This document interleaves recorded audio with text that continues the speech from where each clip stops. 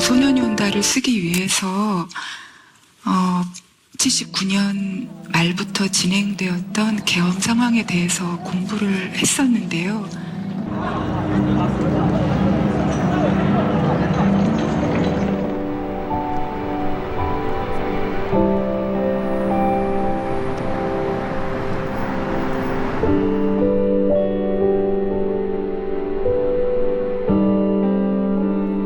저는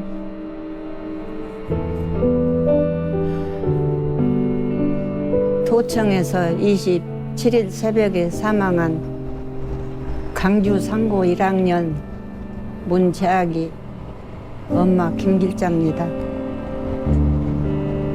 어떤 자식은 다 똑같지.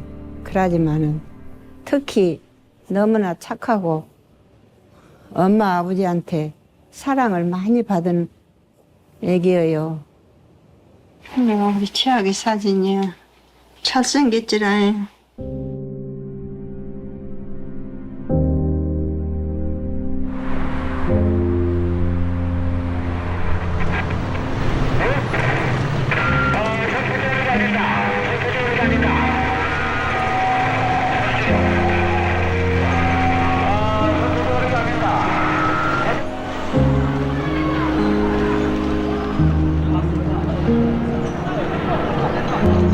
제일 생각나는 것은 재학이 데리러 와서 오늘 저녁에 집에서 같이 밥 먹게 빨리 들었나 그렇게 그런다고 그래요.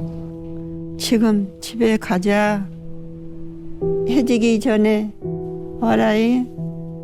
다 같이 저녁밥 먹게. 집으로 전화가 왔어요. 재학이가 막차가 떨어져서 끊어져서 못 간다고. 저녁에 이제 잠을 못 잤지.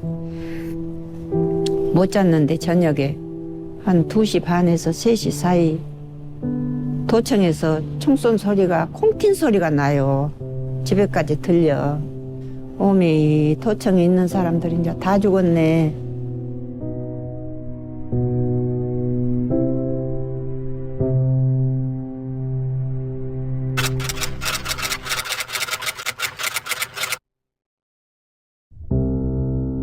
그 자료를 보면서 어떤 생각이 들었냐면 이 사람들은 국민들을 상대로 전쟁을 치르는 것이었구나. 그날 상무 충정 작전을 하는데 탱크가 18대가 출발. 하늘에는 헬기가 떴고 비행기가 뜨고 처음부터도 그랬지만 5월 27일 같은 경우는 특히나 완전 전투를 한 거죠. 새벽 4시부터 시작된 종소리는 6시 반까지 계속됐으며 이후에도 중심가와 일곡에서 간헐적으로 오전 8시까지 종소리가 났습니다. 썩어가는 내 옆구리를 생각해. 거길 관통한 총알을 생각해. 차디찬 방아쇠를 생각해. 그걸 당긴 따뜻한 손가락을 생각해. 쏘라고 명령한 사람의 눈을 생각해. 아주 고통스러웠어요. 내가 그걸 쭉 읽을 수가 없는 거예요. 소설을 읽을 수가 없어. 중간중간에. 너무 고통스러워서. 고통이 이렇게 그래. 얘기만 하려고 그러네. 얘기만 하려고 해서 벌써 막 그 감정이 돼버려요, 이 소설은. 그 순간을 짚부수며 학살이 온다. 고문이 온다. 강제 진압이 온다. 밀어붙인다. 짓이긴다. 쓸어버린다. 하지만 지금 눈을 뜨고 있는 한, 응시하고 있는 한 끝끝내 우리는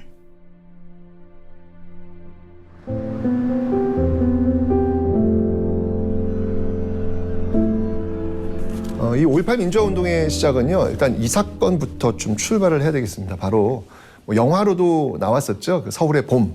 바로 12.12 군사정변, 12.12 쿠데타입니다.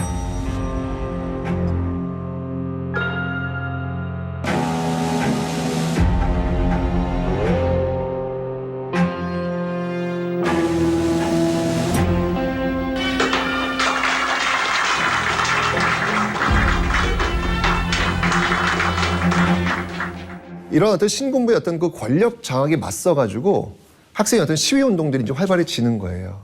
여기 맞서가지고 또 비상계엄은 전국적으로 확대가 됩니다.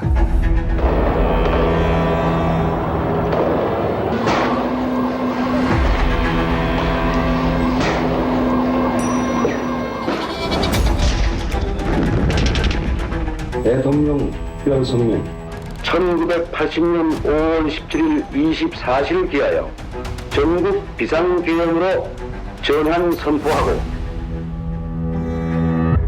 그런 과정에서 5월 18일이었죠. 광주 그 전남대 앞에서 600여 명의 그 학생들이 시위를 하게 됩니다.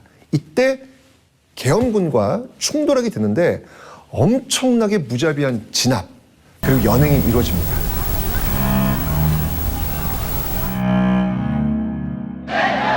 전라도도 30만 명 죽여본다고 죽여본다고.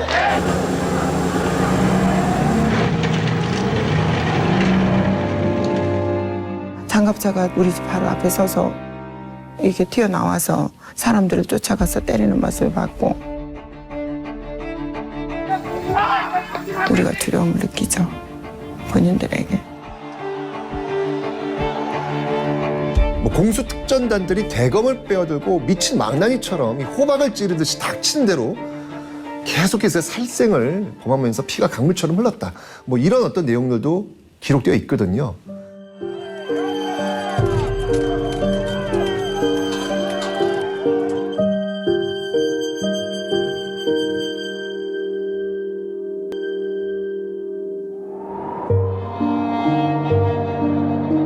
習氏の反政府運動の中で初めに破壊の目標になったのは放送局で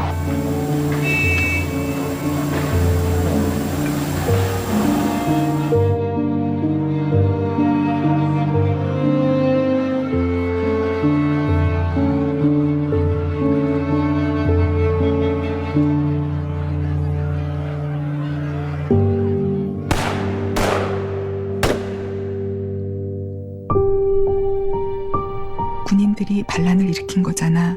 권력을 잡으려고. 너도 봤을 거 아니야. 한낮에 사람들을 때리고 찌르고 그래도 안 되니까 총을 쐈잖아. 그렇게 하라고 그들이 명령한 거야. 그 사람들을 어떻게 나라라고 부를 수 있어.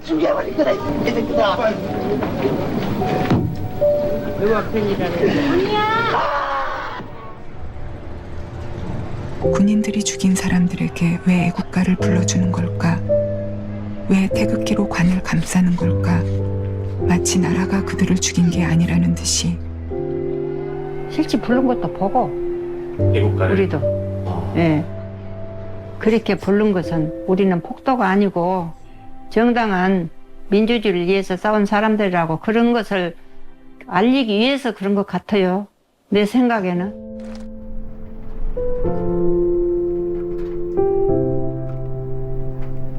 그 관 바로 앞에다가 전부 거기에 초를 켜고 향을 굉장히 많이 꼽았어요.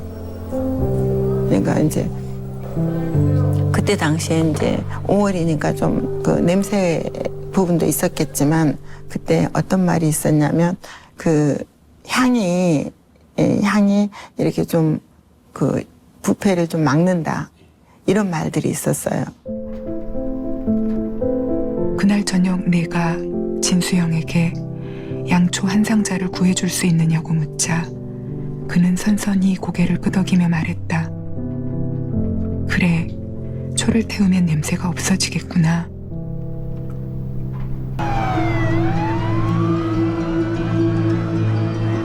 그럼 오늘 저녁에는 틀림없이 계엄군이 쳐들어온다는데 어떻게 하냐.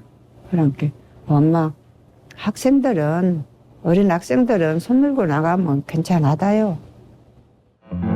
6시에 여기 문 닫는데요, 엄마. 문 닫으면 나도 들어가려고요.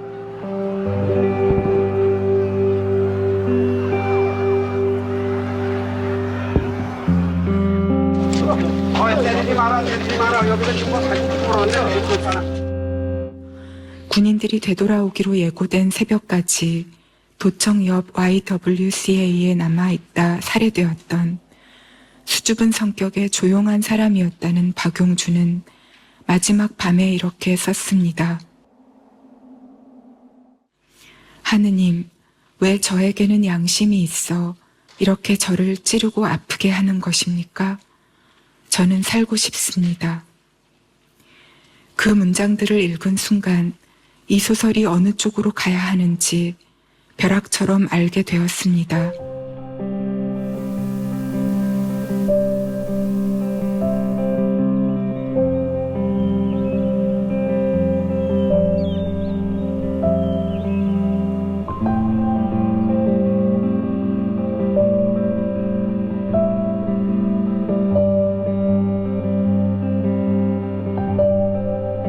마지막 도청을 점령했잖아요. 그리고 자기들이 승리했다고 군가 부르고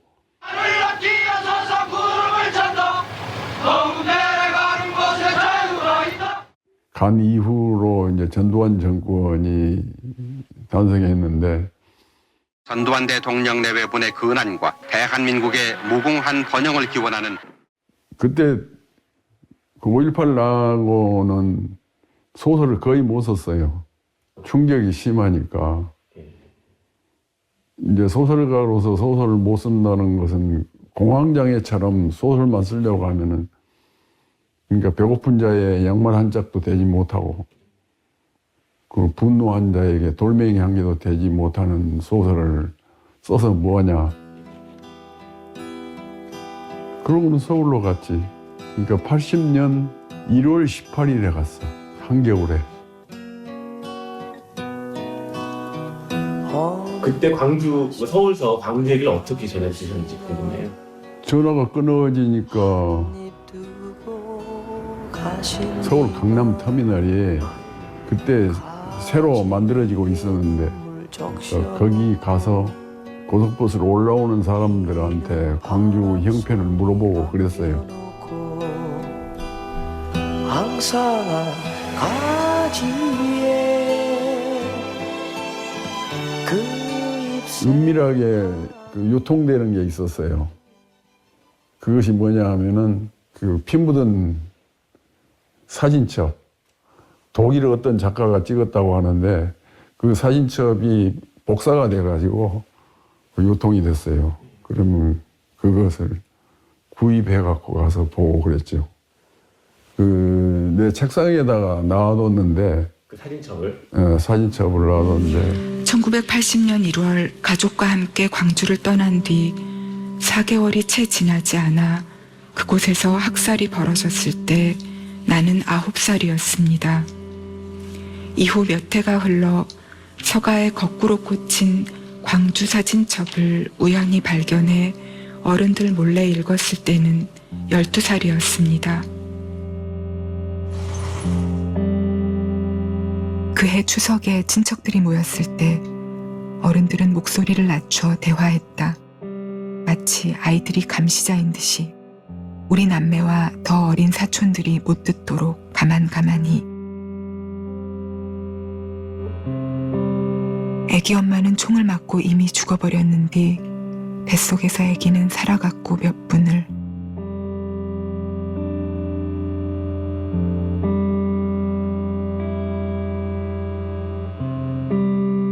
내가 몰래 그 책을 펼친 것은 어른들이 언제나처럼 부엌에 모여 앉아 9시 뉴스를 보고 있던 밤이었다. 마지막 장까지 책장을 넘겨 총검으로 깊게 내리그어 으깨어진 여자애의 얼굴을 마주한 순간을 기억한다.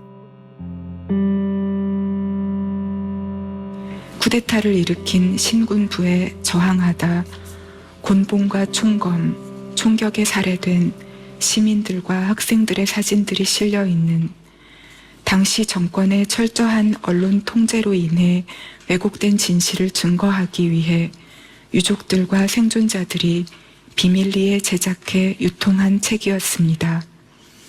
어렸던 나는 그 사진들의 정치적 의미를 정확히 이해할 수 없었으므로 그 훼손된 얼굴들은 오직 인간에 대한 근원적인 의문으로 내 안에 새겨졌습니다. 인간은 인간에게 이런 행동을 하는가? 나는 아무튼 생각했습니다. 트라우마처럼 남아 있었을 거예요. 그것이 그 영혼 속에.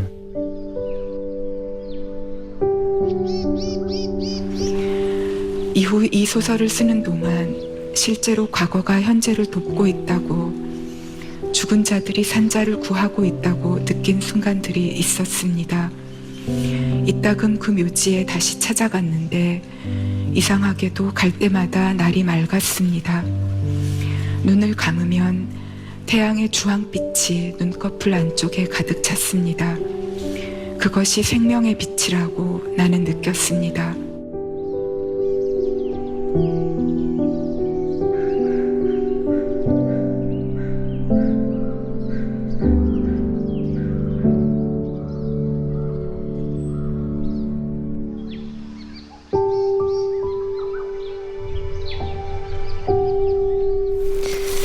에휴, 너 있는 데까지 책은 못 보내줘도 너가 있는 데까지 다 전달이 될 것이니 잘 읽어봐.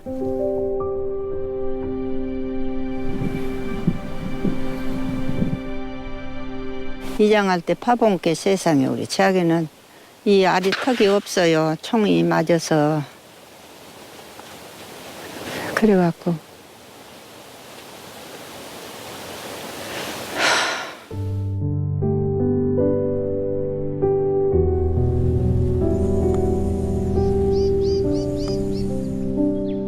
작가님 감사합니다. 우리는 100번 1000번 뛰어봤자 국내도 다 못 알렸는데 책 한 권으로 이렇게 세계를 떠들썩하게 알려줘서 감사하다고, 저는 감사하단 말밖에는 할 말이 없습니다. 그러고 막 울었어요, 혼자.